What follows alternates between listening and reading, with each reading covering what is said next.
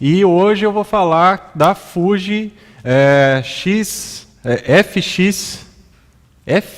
GFX50, tá? Mas antes disso, eu quero anunciar o curso que vai ter nessa semana. A Michelle Moll, ela vai dar o curso de direção de clientes, dia 28 e 29 de março, tá? E daí depois disso, dia 30 e 31, vai ter uma reprise com ela também, fotografia sensual. Beleza? Bom, a gente teve uma escorregadinha no áudio de início. Eu acho que é porque eu não estava tomando água na minha canequinha da Olhó. Agora estou, né? Então eu fiz o merchandising, já fiz a minha parte, daí eles liberaram o áudio para vocês. Muito bem. Então hoje eu quero falar sobre a médio formato da Fuji.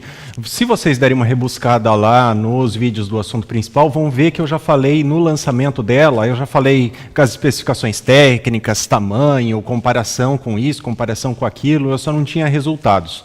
Os resultados de análises, principalmente do EP Review que eu uso como padrão, saíram agora recentemente, então não dava para fazer o review dela antes. Tá? Então, antes de começar a fazer o review dela, eu preciso explicar umas coisinhas. Porque a gente está pisando num território diferente. Tá? O território das médio formatos. Você que estava acostumado a achar que full frame era o top, espera até ver as médio formatos.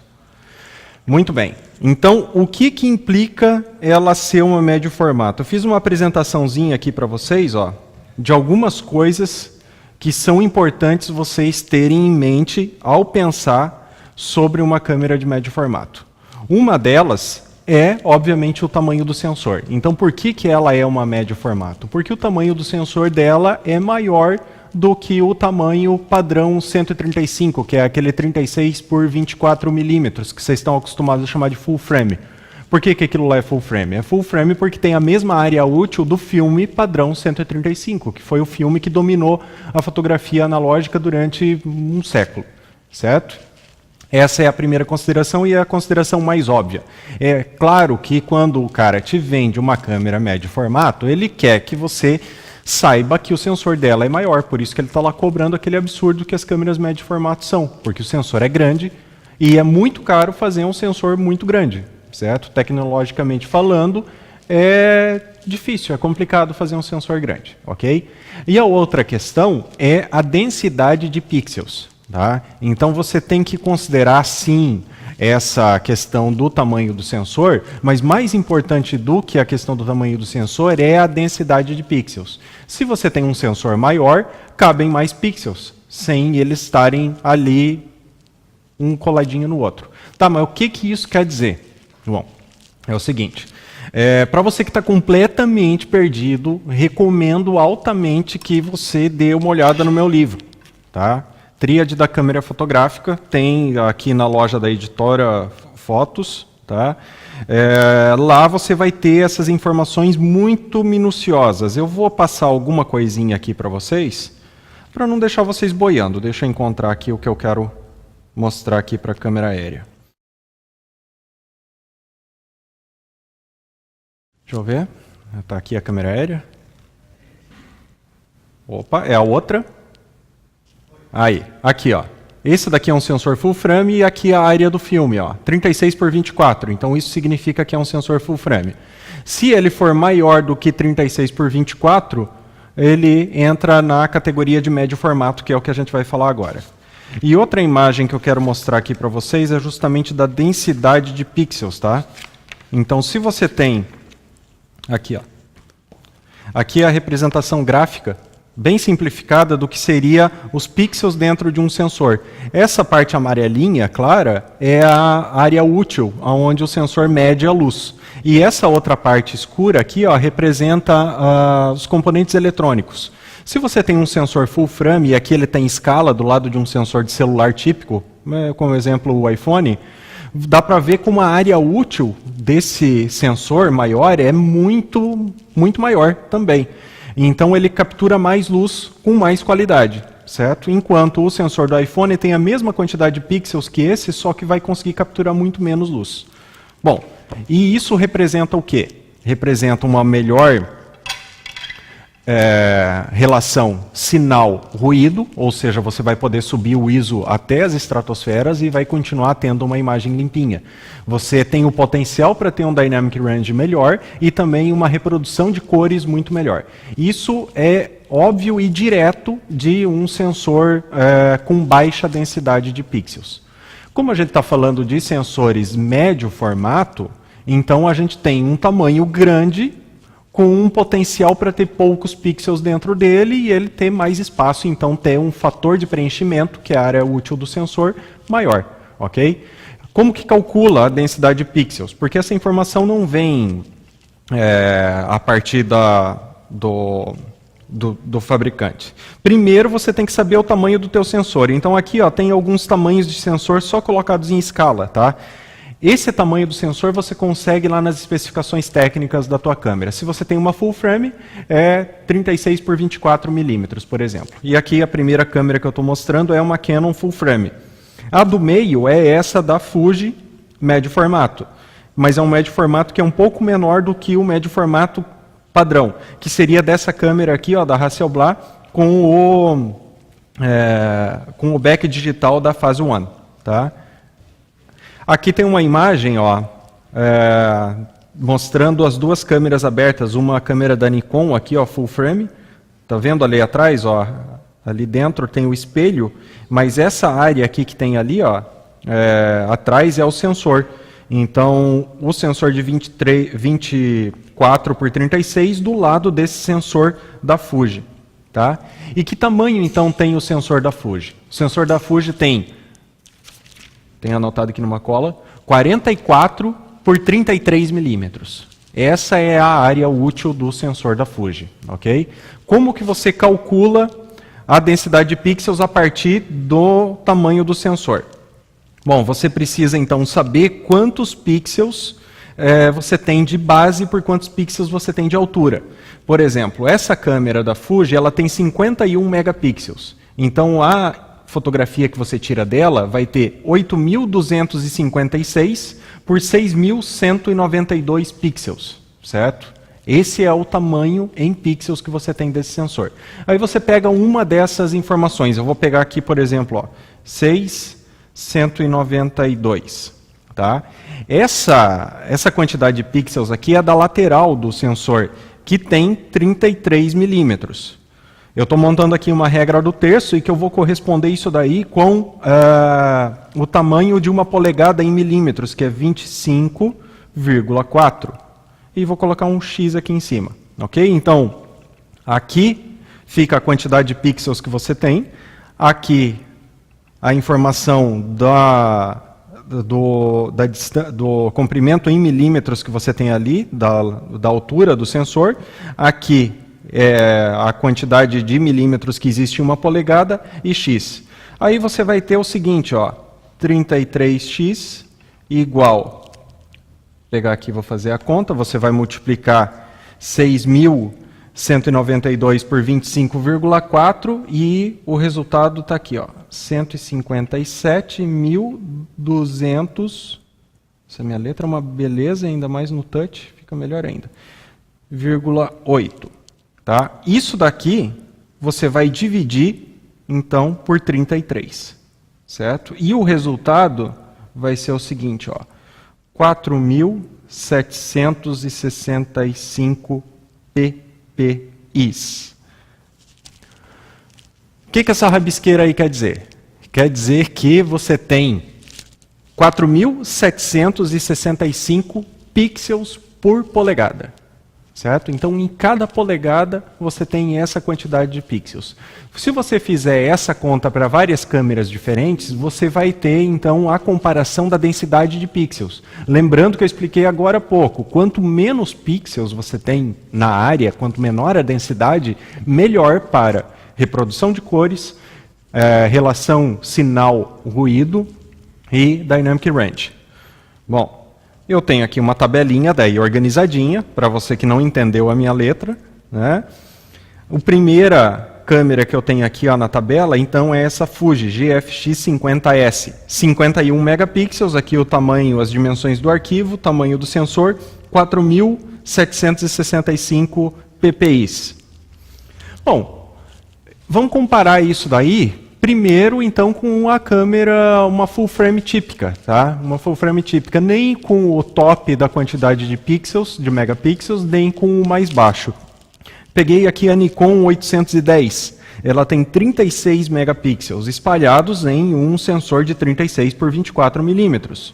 E a densidade de pixels dela é de 5.198. Olha, não é assim tão distante da câmera de médio formato, se você for ver. Se você tivesse colocado 50 megapixels, tipo umas câmeras aí que tem, as da Canon tem até 40, se eu não me engano, megapixels, a 5D, S, 5DR, alguma coisa assim. Se você aumenta a quantidade de pixels e mantém o tamanho do sensor, é óbvio que a densidade vai aumentar, e isso, a princípio, é ruim. Bom, e uma câmera APS? Tá? Que tem um sensor de 23,6 por 15,7 milímetros, tipo a Fuji X-T2 ou qualquer câmera da Fuji de 24 megapixels. Ela vai ter 6.512 ppi. Bom, a densidade de pixel, por enquanto, está caindo, está aumentando, aliás. Então, tecnicamente, está caindo a qualidade da imagem, mas ela está se mantendo razoável. Você veja que a maioria dos fabricantes eles não extrapolam demais essa quantidade de densidade, justamente porque eles sabem que vai acabar estragando a fotografia. Bom, e o que nós temos de melhor em termos de densidade de pixels atualmente? É a Sony Alpha 7S II. Por quê? Porque ela é uma full frame, tá? Ela tem 36 por 24 milímetros, mas ela tem só 12 megapixels, certo? Então, são só 12 megapixels espalhados num sensor full frame. Isso dá uma densidade baixíssima, 2.997 ppi. É por isso que essa câmera, inclusive esse S que tem nela é de sensibilidade, por isso que essa câmera é matadora em termos de sinal ruído. Ela consegue fazer, eu já mostrei aqui no programa em outro dia, ela fazendo um vídeo de um cara andando de bicicleta só com a luz da lua. É incrível a capacidade que essa câmera tem. Por quê? Porque a densidade de pixels é baixíssima. Bom, e o que a gente tem de densidade de pixel muito alta? Eu peguei aqui um iPhone, porque ele tem 12 megapixels também, então vai ficar bem claro isso. Só que esses 12 megapixels, eles estão espalhados num sensor de 4,5 por 3,4 milímetros. O sensor é minúsculo, tá? E isso que o sensor do iPhone é um dos maiores em termos de celulares comuns, que não são específicos para fotografia. Tem celular com um sensor muito menor que isso. E a densidade de pixels aí vai à estratosfera, 18.181 ppi, certo? Então, é por isso que um celular jamais vai ter a capacidade de subir o ISO até, sei lá, 25.600 e continuar com uma relação sinal-ruído bacana, porque a densidade de pixels é enorme. E aqui daí eu tenho por último uma comparação da Phase One e Q3, que é o maior tamanho de sensor que você tem disponível hoje na fotografia. Ela tem 100 megapixels. Vem cá, câmera, vem comigo aqui, ó. 100 megapixels, que absurdo! Como é que os caras me fazem uma câmera de 100 megapixels? Bom, porque o tamanho do sensor é enorme, então a densidade de pixels não vai ser tão grande. É para isso que serve um tamanho de sensor enorme, para caber pixels sem que eles fiquem amontoados. Ela tem 53,7 por 40,4, então ela é praticamente o tamanho da médio formato que era do filme, tá? Então não tem crop que nem a da Fuji. E ela tem, é absurdo aqui o tamanho da imagem, ó, é 11.608 pixels por 8.708. Isso vai dar uma densidade de pixels de 5.474. Tá? Então a densidade de pixels dessa câmera, apesar de ter 100 megapixels, é só um pouquinho maior do que a densidade de pixels da Fuji. Só que ela tem o dobro da quantidade de megapixels. Certo? Entendido? Então, a primeira coisa que você deve ver em uma câmera, quando você está buscando melhor relação sinal-ruído para usar ISO alto sem ter muito ruído. Quando você está procurando um dynamic range legal e quando você está procurando uma reprodução de cores legais, é a densidade de pixels. Quanto menor a densidade de pixels, maior o potencial para que isso funcione do jeito que você está querendo, certo? Bom, o que a gente tem que considerar também? Porque não é só isso. Se você pega só a densidade de pixels e vai fazer comparação, você vai ver que vai ter uns resultados bem malucos. A primeira coisa que você deve considerar, a geração do sensor. Tá? E aqui vem um parênteses muito importante. Essa câmera da Fuji, apesar de ser lançamento agora recente, ela está usando um sensor que não é lançamento. Um sensor razoavelmente antigo. Esse sensor é da Sony, já foi usada em back digital, saturou já, ninguém mais compra back digital de 50 megapixels, aí ela foi usada também na Pentax 654, tá? Digital. Ela foi usada naquela Hasselblad XD1, que eu também mostrei o lançamento dela no ano passado. E depois, agora, ela foi recalchutado esse sensor e foi colocado dentro dessa câmera da Fuji. Então, assim, ó, é um sensor de uma geração já bem anterior. Foi feito umas melhorias nele, mas não é um projeto novo, não é um projeto desse ano, certo? Outra coisa que você tem que considerar, a tecnologia aplicada. Bom, exemplo, você vai comparar a câmera a full frame da Sony Alpha 7R2, por exemplo, ela tem o sensor Back Illuminate, que é iluminado por trás. É uma tecnologia BSI, que é muito interessante e que faz principalmente o sinal, o ruído ser muito interessante. Então, ela tem essa tecnologia. Esse sensor que está instalado nessa Fuji não tem essa tecnologia. Então, você tem que considerar isso na hora de fazer comparações. A condição de uso. Uma médio formato normalmente é feita para ser usada em estúdio, é onde mais o pessoal usa. Tá, tem gente que vai fazer fotografia de paisagem, mas normalmente é estúdio. Estúdio tem ar-condicionado, tem um controle de umidade legal, então não é uma situação de uso estressante para a câmera, porque a temperatura do ambiente afeta diretamente a quantidade de ruído que você tem na imagem. Então você pega um cara que está fazendo a cobertura de um jogo de futebol ao meio-dia com uma full frame torrando no sol e compara a relação de ruído dela com uma câmera que está sendo usada no estúdio debaixo de ar-condicionado, é óbvio que vai ser completamente diferente, apesar de eventualmente a câmera que está lá no sol torrando ter naturalmente por construção, uma melhor relação sinal-ruído. E também a aplicação, certo? Isso é muito importante, porque se você não precisa disso, se você não precisa dessa quantidade de megapixels enorme e dessa suposta qualidade enorme, não tem razão para você gastar ali $7.000 na câmera, ok? Então, essas são as considerações a se fazer antes de a gente ver os resultados da Fuji. Tá? E os resultados eu vou mostrar rapidamente, só 2 resultados, porque senão esse filme vai ficar enorme, esse vídeo vai ficar enorme. O que eu quero mostrar para vocês, primeiro é a flange, tá? Então são as informações de flange, porque essa é uma câmera médio formato mirrorless. Tá? É a segunda câmera médio formato mirrorless da história. Então o que a gente tem? Uma distância entre a lente e o sensor de 26,7 milímetros. Tá? Só para vocês terem uma ideia, aqui embaixo ó, tem a distância entre a lente e o sensor da Nikon Full Frame. 46,5 milímetros. É enorme essa flange. Por quê? Porque tem um espelho lá dentro se movimentando e esse espelho precisa ter espaço. Esse espaço faz com que o cara tenha que colocar a lente bem distante do sensor. Isso tem uma implicação ótica gigantesca nos projetos de lentes. Comparado aqui ó, com a Hasselblad XD1, que tem só 20 milímetros, a Hasselblad é muito mais interessante.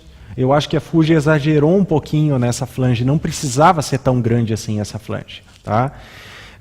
E ela sabe fazer câmera com flange pequena, porque as Fuji da linha X, XT1, X Pro One, elas têm 17,5 milímetros. E a Hasselblad H, que é uma reflex, ela tem o espelho, ela tem 61,63, que é pouco, se você for ver pelo tamanho do espelho que tem lá dentro. Qual é a implicação disso? Quanto menor a flange, menor restrição na hora de construção da lente. Se você tem uma flange enorme, você tem que distanciar a lente, mas essa lente tem que continuar tendo uma distância focal curta. Isso faz com que o projeto da lente provavelmente tenha que ser retrofocus quando você está falando de uma lente abaixo da categoria normal. Ou seja, uma angular, uma grande angular, coisa assim. Tu está se perdendo, meu amigo? Ó, infelizmente é muita informação mesmo, tá? Eu recomendo altamente que você dê uma olhadinha no meu livro e em outros vídeos que eu fiz antes, porque tem coisa lá que vai dar uma... Vai tirar um pouco dessa névoa que está aí por cima, tá? Mas é o seguinte, ó, vou tentar explicar de novo. Tu pega uma câmera com uma flange enorme, tipo 46 milímetros, e aí você tem uma lente 30 milímetros. 30 milímetros significa que ela tem 30 milímetros entre o centro óptico dela e o plano do sensor.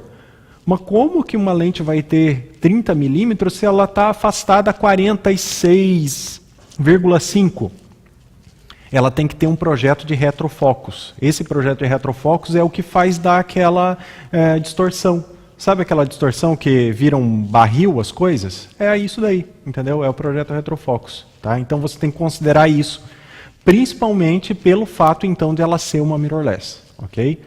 A flange pequena, a flange curta dela possibilita que a Fuji faça lentes com projetos mais simples. Então vai ter mais qualidade.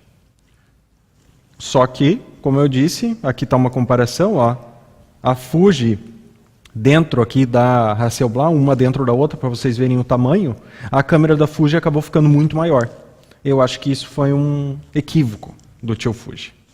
Tio Fuji, pensa em fazer uma câmera médio formato mais simples, bem de entrada, agora que tu já fez uma mais bacaninha, e coloca uma flange um pouquinho menor. Tá? Não tem problema nenhum nisso. Certo? Bom, vamos ver as especificações aqui da câmera da Fuji, então. Deixa eu terminar essa apresentação. Aqui, ó, a carinha dela.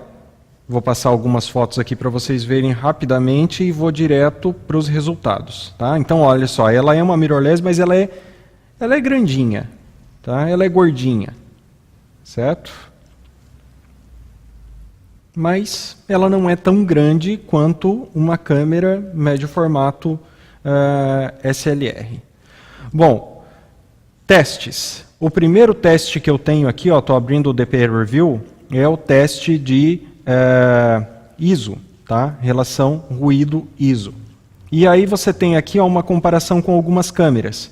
Por exemplo, essa câmera da Canon, a 5DSR, que é uma câmera que tem bastante megapixel também, tá? Tá lá perto dos 50. Notem uma coisa, vocês estão vendo que tem uma corzinha estranha na da Canon? Perceberam que tem um magenta em volta das letras? Isso é aberração cromática. Provavelmente porque a lente que foi usada tem aberração cromática. E ela tem aberração cromática, um dos motivos é que a flange é grande e daí acaba tendo que ter um projeto óptico mais complexo. Mas vamos se ater só à relação ruído-ISO. Tá?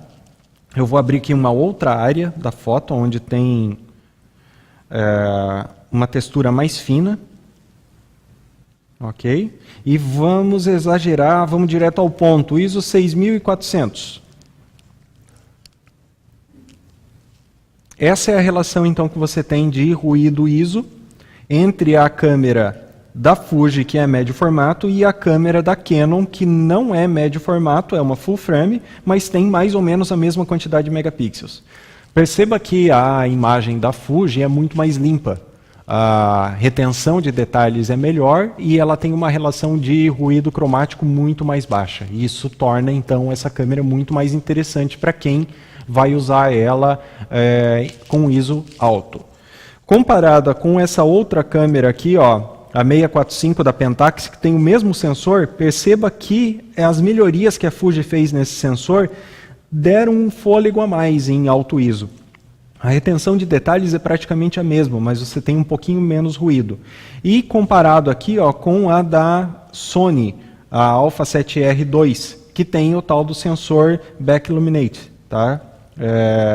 Ela também tem uma retenção de detalhes bacana e uma relação de ruído que a da Fuji é um pouquinho melhor do que a da Sony. Mas percebam que entre as câmeras que tem aqui, eu diria que as duas médio formato são as melhores.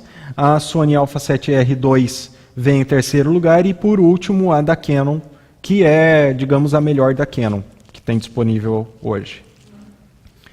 Outro teste que eu tenho aqui é da latitude de exposição. E nesse aqui, ela dá um banho. Você tem aqui a câmera da Fuji puxado aqui 6 pontos de luz. Então foi feita uma fotografia. Esses testes funcionam assim. O cara aqui fez uma fotografia com o ISO mais baixo, ISO 100. Tá? E aí ele foi lá no Photoshop e subiu 6 pontos de luz. Ela clareou então essa fotografia 6 pontos de luz. E é comparado então com uma câmera e outra, essa capacidade que você tem de recuperar imagem aonde não existia imagem, porque a foto original com 6 pontos de luz negativo estava totalmente escura. Okay? Temos aqui então a GFX comparada com a Nikon D810. Olha, em termos de ruído, está quase na mesma. A da Nikon tem um pouquinho mais, tem umas manchas aqui de cores, umas manchas magentas. Isso é um defeito no Dynamic Range dela. Quando você puxa algo que é cinza, você quer que ele continue cinza, você não quer tingir ele de magenta.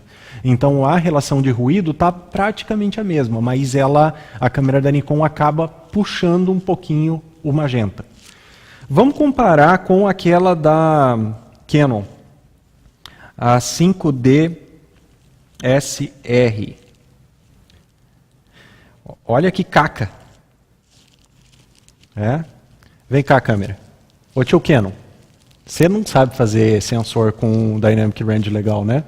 Pode cair em cima fanboys, pode falar o que quiser. Você pega qualquer câmera da Canon e compara com a concorrente direta dela, o Dynamic Range dela é horrível. A Canon explora nas últimas consequências a quantidade de ISO que ela consegue subir no sensor e isso faz o Dynamic Range dela cair lá embaixo. É triste, né? Mas esses são os resultados então, tá? Eu posso comparar essa câmera da Fuji com alguma outra coisa? Bom, é difícil comparar até com essa. Lembram-se que eu falei que os tamanhos de sensor são diferentes, as densidades de pixels são diferentes. É difícil você comparar uma coisa com a outra.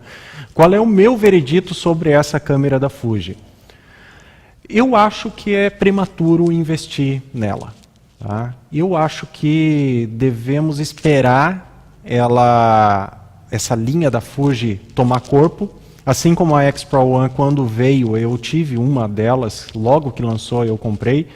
Ela era uma câmera ótima, sim, tá todo mundo falando maravilhas dessa câmera da Fuji, assim como a X Pro One na época dela era ótima, mas tem algumas coisinhas de primeiro projeto que devem ser melhoradas. Então o tio Fuji provavelmente vai melhorar muito essa câmera para um próximo lançamento. Quando que vai ter esse próximo lançamento? Não sei, de repente em uns 5, 6 anos, porque é essa a distância que se lança câmera top de linha, 5, 6 anos. Só que 5, 6 anos eventualmente vai permitir que a Fuji consiga colocar um sensor Global Shoot nessa próxima câmera. E isso vai fazer uma diferença gigantesca.